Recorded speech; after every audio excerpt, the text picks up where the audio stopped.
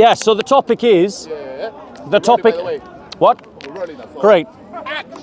So, ladies and gentlemen, I want to talk about the fact that in the Gospels, it speaks about the burial of our Lord Jesus Christ. It says that after the crucifixion, Joseph of Arimathea, one of the Sanhedrin, who was secretly a disciple of Christ, asked Pontius Pilate the right to take down his body and to stick it in a tomb that was not far from the crucifixion site. And they took down the tomb and they laid it inside the tomb, rolling a stone in front of it. This is the account of the Gospels.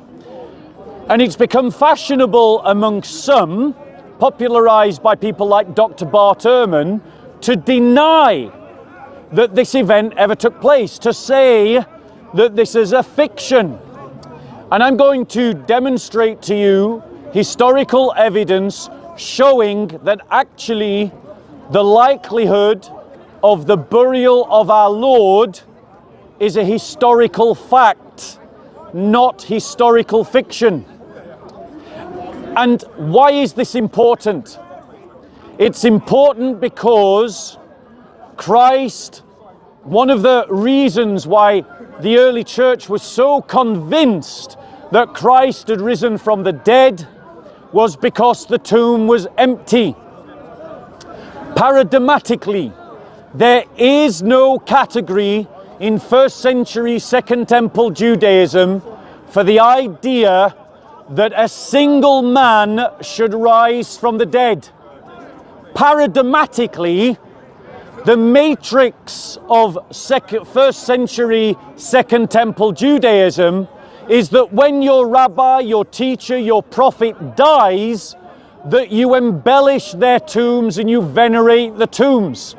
This is exactly what Christ references when he accuses the Pharisees and the Sadducees and says that all the deaths of the prophets will be heaped upon this generation because they acknowledge their guilt by venerating the tombs of the prophets who their forefathers killed. So paradigmatically, the correct Jewish response to the death of a great teacher like Jesus Christ would have been to venerate his tomb. But Christians do not do that. Christians instead proclaim that the tomb was empty. Empty. Why would it have been empty? Now, the Gospels teach clearly that Christ was buried. And historians like Dr. Bart Ehrman have to struggle with the idea of the empty tomb. And how do they struggle with it? By denying that it ever happened, denying that Christ was ever buried. And I'm going to show you why historians like Dr. Mike Licona, like Dr. Bruce Metzger, like Dr. N.T. Wright say that Dr. Bart Ehrman were wrong. And they use historical sources like the ones that I'm about to quote. So the first of these historical sources is Roman law itself. What does Roman law state about burial? We know this from looking at the 6th century Justinian law called the Digesta. But the Digesta uses laws that are dated to the 1st and the 2nd century Rome. And in the chapter entitled De Cadaveribus Punitorium, or in English, On the Bodies of the Punished, we read the following. The duties of the proconsul. The bodies of those who are condemned to death should not be refused their relatives. And the divine Augustus, in the 10th book of his life, said that this rule had been observed at present. The bodies of those who have been punished are only buried when this has been requested and permission granted. And sometimes it is not permitted, especially where persons have been convicted of high treason. Even the bodies of those who have been sentenced to be burned can be claimed in order that their bones and their ashes, after being collected, may be buried. In Paulus' Views, Book 1, the bodies of persons who have been punished should be given to whoever requests them for the purpose of burial. So Roman law is clear that if permission is granted by the proconsul, the body of the punished should be given up for burial. And what do we see in the Gospels? We see that Joseph of Arimathea went to the proconsul Pontius Pilatus and asked for the body of Jesus for burial. Now this is important because the Roman Digester is drawing from the writings of the Roman jurist Ulpian, who was writing in 170 to 223 AD, and one of his frequently cited works in his Officio Proconsulis, in the first paragraph of chapter 24 of the Digester, quotes the opinion of the 9th book of the Officio Proconsulis, that the bodies of those who are condemned to death should not be refused to their relatives. This, therefore, is demonstrating clear historical grounds to wit, we Christians can believe the counsel of the Gospels that Christ himself was indeed buried. However, for the Christian it gets better, because in Josephus's work, and Josephus was a 1st century historian, close to 70 AD, and he wrote in his works, writing about the Jewish revolt of 66 to 73 AD, writing about the crimes of the rebels of the Jewish revolt of the time and their murder of the conspiratorial priests that conspired with Rome, he said this: they actually went so far in their impiety as to cast out the corpses without burial, though the Jews are so careful about funeral rites that even malefactors who have been sentenced to crucifixion are taken down and buried before sunset. So, in the Jewish wars, Josephus states that the rebels of the Jewish rebellion of 70 AD acted in contrast to Jewish culture and custom, which was to bury those who had died by crucifixion and to be taken down before the setting of the sun. And so Josephus Flavius agrees with the gospel testimony that Christ's body was taken from the tomb, from the cross, and placed in the tomb. Now, what Josephus says here is especially relevant for the question of the burial of crucified Jesus. Josephus is speaking of his own time.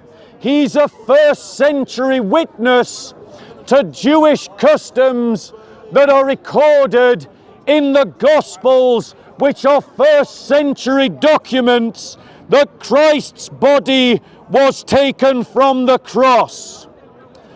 I'll come to questions momentarily.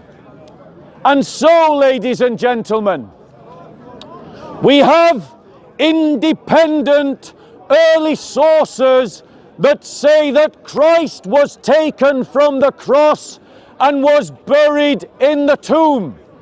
We have independent, non-Christian sources that testify to the tradition that the punished, that the criminal, that the crucified would be taken from the cross and buried in the tomb.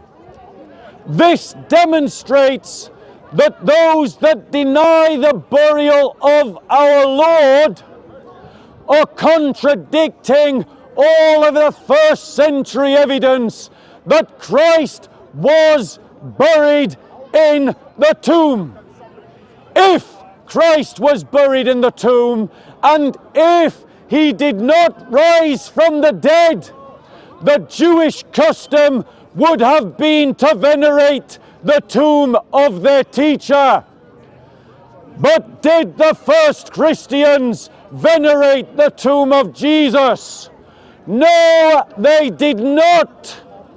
They instead proclaimed that the tomb was empty, that Christ had risen from the dead.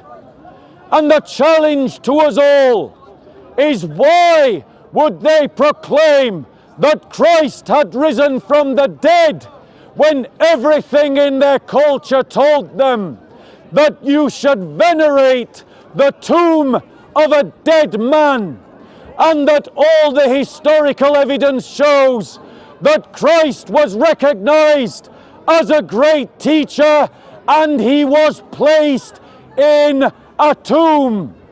Why did they contradict the cultural norms of their time when they had no paradigmatic matrix in which to do so, or any cultural reason to do so, apart from the fact that Christ was raised from the dead as the Gospels proclaim? Any questions? You mentioned about Josephus. Yes. How can we know that he's reliable? So, ladies and gentlemen, the question is, how can we trust Josephus? Historians never approach any historical source and simply blindly accept them. What they do when they come to a historical source is that they use that historical source and then look for synergies and cross-references with other historical sources.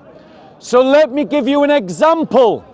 In 1968, they discovered an ossuary of a crucified Jewish man called Johannes, who was crucified by Pontius Pilate. And in the ankle bone of this victim of crucifixion, you can clearly see the nail of the crucified. You can see the crucifixion nail.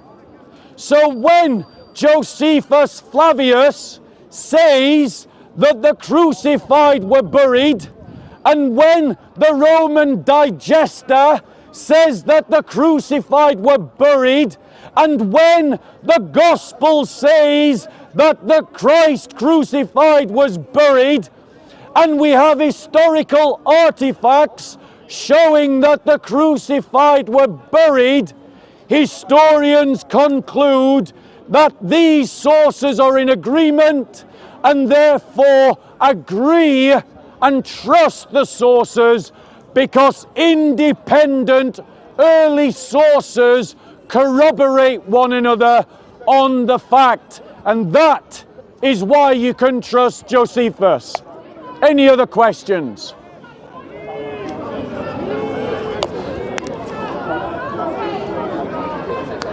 Any other questions going once? Are there any other sources of information about Jesus' burial? Yes. The Gospels and the letters of Paul. I believe in all four Gospels, and I'm happy to be corrected. All four Gospels speak about the fact that Christ was crucified.